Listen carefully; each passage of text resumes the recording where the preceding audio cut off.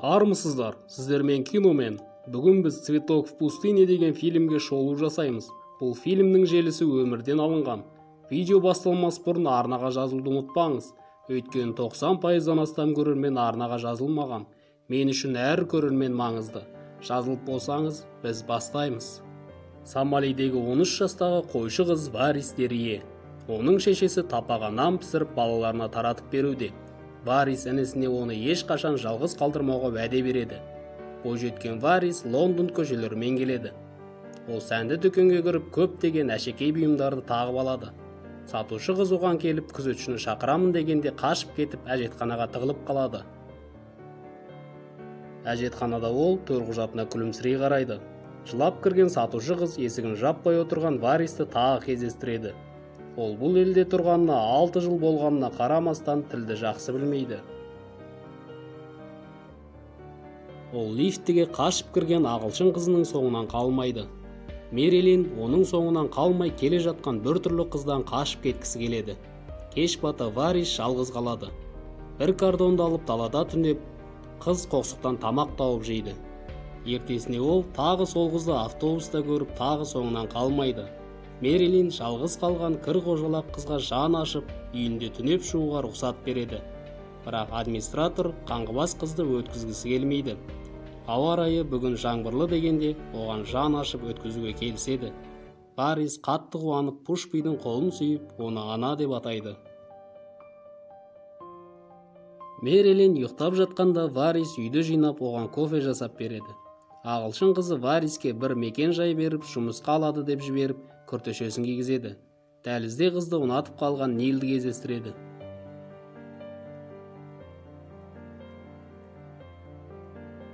Варис кафеде еден жуушы болып жұмысқа кіреді. Оған кітап оқып отырған бір клиент қарап қалады. Ол қалған тамақты қыз қалтасына салып жатқанын көреді. Бөтен ер адам өзін фотограф Терри Дональдс деп таныстырып, әдемі қызға өзінің визиткасын береді. Варис тастай салғысы келгенде Терри олай жасамауын сұрайды. Қыз тағы жатақханаға келіп, ақшасын төлейді. Пушпаны тағы ана дегенде ол келіседі. Қыз бөтен көзден қатты ұялады. Сондықтан душқа барып киім ауыстырады. Ол бұл жерде түсініксіз зат істеп жатқанда Мерилин қалжыңдап киімін алып кетеді. Варис тамақ жасап, ағылшын тілін үйренеді. Ол өзінің туған күнін білмейді. Тек оны жаңбырлы маусымда туғанын біледі. Нил бөлмеге кіріп қызға қырындай бастайды. Мерилин биші болғысы келеді, бірақ тағы оған бас тартқан хат келеді. Құрбысының көңілін аулау үшін Варис түнгі клубқа баруға келіседі. Сол жерден ол бір қара нәсілді жігітті көзі шалып қалады. Ол жігіт Гарольд танысуға жақындайды. Варистің есімі шөл даладағы гүл деген мағына береді. Гарольд қызды биге шақырады. Жігіт қызды ұнатып қалғанын айтады. Бірақ қыз бірдеңеден қорқып қашып кетеді.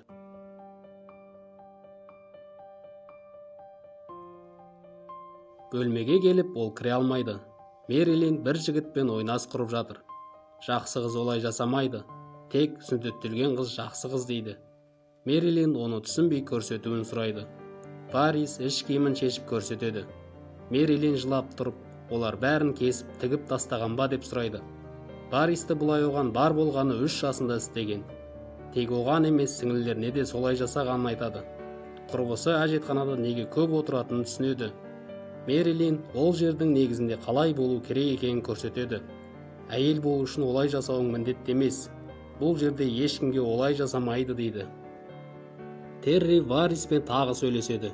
Оның сөзі бойынша ол қаншалықты сұлу екенін өзі де білмейді. Варис Мерилинге визитка көрсетеді. Ол бірден бұған мән беріп, Терри Дональдс бұл әйгілі фотограф. Онымен жұмыс істеп көп ақша таба аласың дейді. Мерилин қызға клубта кездескен жігіт оған мекен жайын қалдырып кеткенін айтады. Варис қобалжып қалады. Егер ол анайы жерін көрсе не айтамын дейді. Кенеттен қыздың іші қатты ауырып кетеді.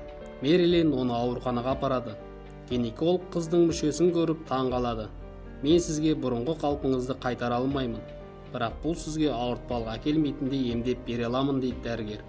Бөлмеге Сомали тілінде сөйлейтін дәрігерді әкеліп, қызға анайы жері өте тар. Оған тезірек операция жасау керек екен. оның нағыз қасапшы бүлдіргенін айтуын сұрайды. Дәрігер қызға бұндайға қалай шыдадың деп таң қалады. Ал африкалық оған сен өз халқыңды және тайпаңды шешеңнің абыройын төгіп сатып кеттің дейді. Осыдан кейін Варис тұрып кетіп қалады. Көшеде ол хиджаб киген әйелге көзі түседі. Мата арасынан оның тек көзі көрінеді. Өткен шақта Варис шешесіне қатты ауырып жатқанын айтады. Бұл жақсы, сен әйел боласың дейді. Кейін оны сары тісті шалға апарады. Ол қызға тисе бастайды. Ертең ол оның 4-ші әйелі болады. Варис жылаудан басқа қолынан ештеңе келмейді. Өйткені оған көп ақша төлеген. Түнде қыз әжесіне қашып кетеді. Ол үнісіне кейін тауып алып кететінін айтады. Шешесі қызын көріп тоқтатпайды. Бірақ тасты шөлейтпен жүру оңай емес. Варистің табаны ойылып қанайды. Ештеңеге қарамастан ол сапарын жалғастырады. Шөпті көріп, ол бірден оны жей бастайды. Дәрменсіз қыз жылап шешесін есіне алады. Қатты шаршаған ол жолға шығып, КамАЗ жүргізушісіне отырады. Ол қызды пайдаланып зорламақшы болады. Қыз басынан таспен ұрып қашып кетеді.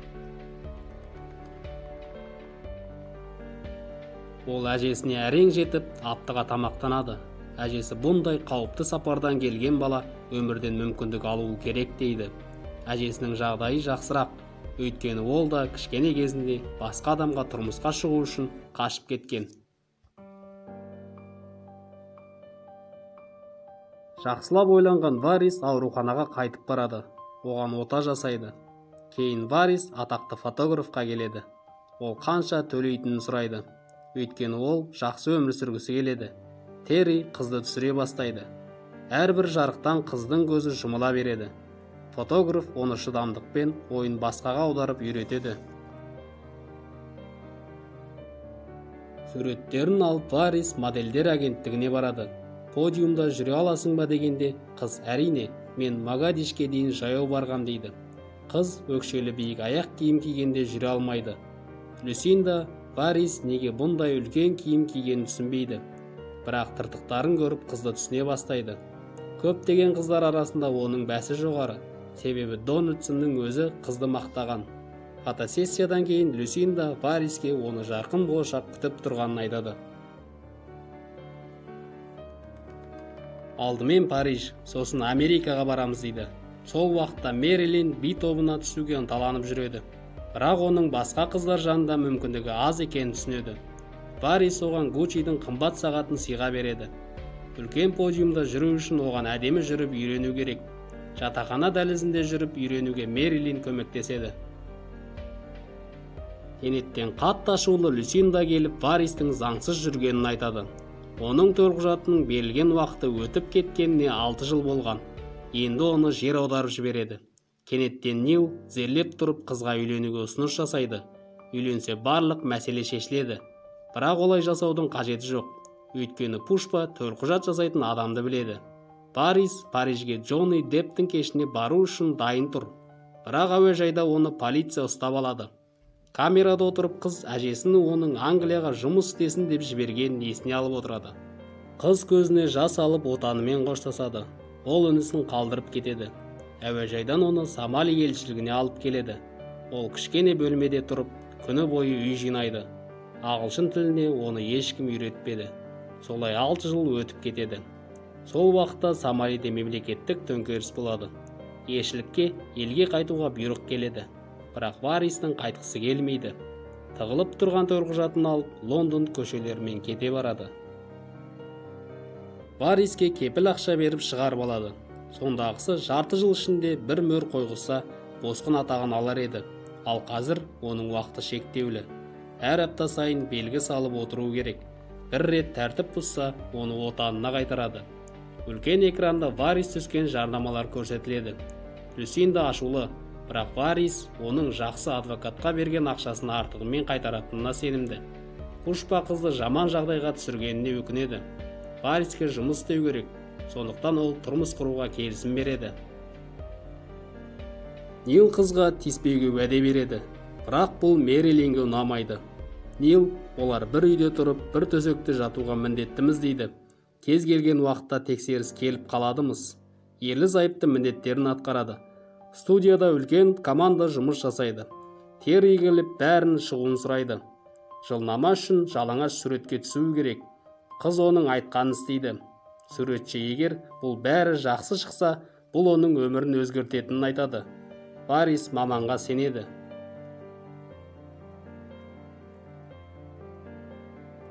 Ол Гарольдпен тағы кездескісі келеді. Бірақ оның өмірінде Нил бар. Ол оған айқайлап, ұрсып, оны аймалайды. Бір түні оларға тексеріс келеді. Бұл жағдайды пайдаланған Нил қызды сүйіп алады. Құрбысына Сомалиге қайтқаным жақсы.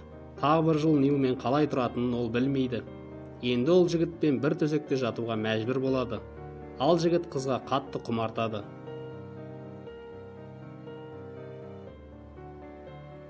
Жақын арада Варрис тұрақты мекен жайға рұқсаты бар қағаз алады. Ол Нилге алғысын айтып жүзігін қайтарып береді. Варрис бүткіл әлемге шығып жұмыс жасайтын күн туады. Ол көптеген мемлекетте қызыл кілемде жүріп өзін керемет көрсетеді. Сән ғой қыз енді қымбат үйде тұрып дұрыс тамақтанады. Ол тағы Гарольдты есіне алып жазылған мекен жайға келеді. Жас жігіт өзгерген қызды бірден танымайды. Кейінірек жігіттің қызы келеді. Варрис ұялып кетіп қалады. Көп уақыт өтіп кеткен. Оның арманы орындалмады. Варрис Сомалиге барып, өзі жайлы менің өмірімді өзгерткен күн атты фильм түсіруге кеткеніне Люсинда ашулы. Америкаға келіп сұхбат беріп, қыз ол күн суретші Терриді кездестірген күн емес екенін айтады. Оған бұл болмайтын оқиғалар ұнамайтынын айтады. Варрис өзі жайлы кітап жазып, оны жарыққа шығарғысы келеді. Варрис 3 жасында анасымен шөл далада жүргенін есіне алады. Ол жерде бұл сұмдықты жасаған кемпірді кездестірген. 3 жасар қыздың анайы жерін кесіп тігіп тастайды. Кішкене қыздың анайы жері асқынып кетіп, ыстығы көтеріледі. Ол жері тыртыққа айналып, сіріңке басындай ғана саңылау қалған. Гарольд кафеде отырып, қыздың келіп кеткенін түсінбей қалғанын айтып отырады. Сол уақытта көрші қызбен үйіне кіріп баратқан. Кенет ол Варристен алынған сұхбатты журналдан қыздарды сүндеттейтін мақаланы көріп қалады. Варристің өзі Біріккен ұлттар ұйымының алдында шығуға дайындалып жатады. Оны қолдап құрбысы келеді. Кейін Гарольд та келеді. 3000 жылдар бойы африкалық отбасылар сүндеттелмеген қызға таза емес деп келеді. Екі бұттың арасы таза емес. Демек оны кесіп тігіп тастау керек. Бірінші неке түні күйеу жігіт ұстара алып қыздың бұтын кесу керек. Сүндеттелмеген қызды ауылдан қуып жезөкшеге теңеген. Бұл әрекет Құранда жазылмаса да жалғасуда. Бұдан кейін қыздар өмір бақи ауру болып қалады. Варристің бір әпкесі сүндеттеуден қан жоғалтып қайтыс болған. Екіншісі босанып жатып қайтыс болады. Бала кезінде Варрис қыз болғысы келмеген. Қыз болу өте ауыр. Бірақ қазір осындай болғанына мақтанады. Бүткіл әлемде сүндеттеуден 130 миллион әйел адам зардап шегуде. Варрис Терри осы мәселені көтерген бірінші әйел. 1978 жылы ол Біріккен ұлттар ұйымының осы жағдаймен күресудегі елшісі болады.